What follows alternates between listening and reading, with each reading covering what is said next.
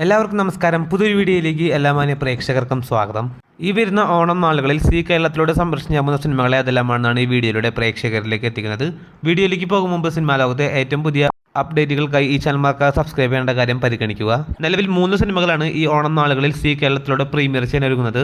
അതിൽ ആദ്യത്തെ സിനിമ നമ്മുടെ മെഗാസ്റ്റാറിന്റെ ഏറ്റവും പുതിയ ആക്ഷൻ മാസ് സിനിമയായ ടർബോ എന്ന സിനിമയാണ്. വൈശാഖിന്റെ സംവിധാനത്തിൽ മിഥുൻ മേനൽ തോമസിന്റെ തിരക്കഥയിൽ മമ്മൂട്ടി കമ്പനി നിർമ്മിച്ച് മമ്മൂക്കിയെ കേന്ദ്ര കഥാപാത്രമാക്കി മെയ് മാസം തിയേറ്ററുകളിലേക്ക് റിലീസ് നടത്തി ബോക്സ് ഓഫീസിൽ വിജയിച്ച സിനിമ കൂടിയാണല്ലോ ടർബോ. ചിത്രത്തിന്റെ സാറ്റലൈറ്റ് അവകാശങ്ങൾ സ്വന്തമാക്കിയിരുന്നത് കേരളമായിരുന്നു. ചിത്രം ഈ വരുന്ന ഓണം നാളുകളിൽ കേരളത്തിലൂടെ സംപ്രേഷണം ചെയ്യുമെന്ന് ഒഫീഷ്യലായിട്ട് അനൗൺസ് ചെയ്തിരിക്കുകയാണ്.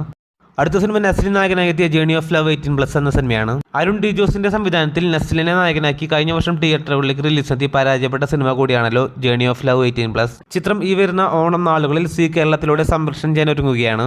അടുത്ത സിനിമ സന്തോഷം എന്ന സിനിമയാണ്.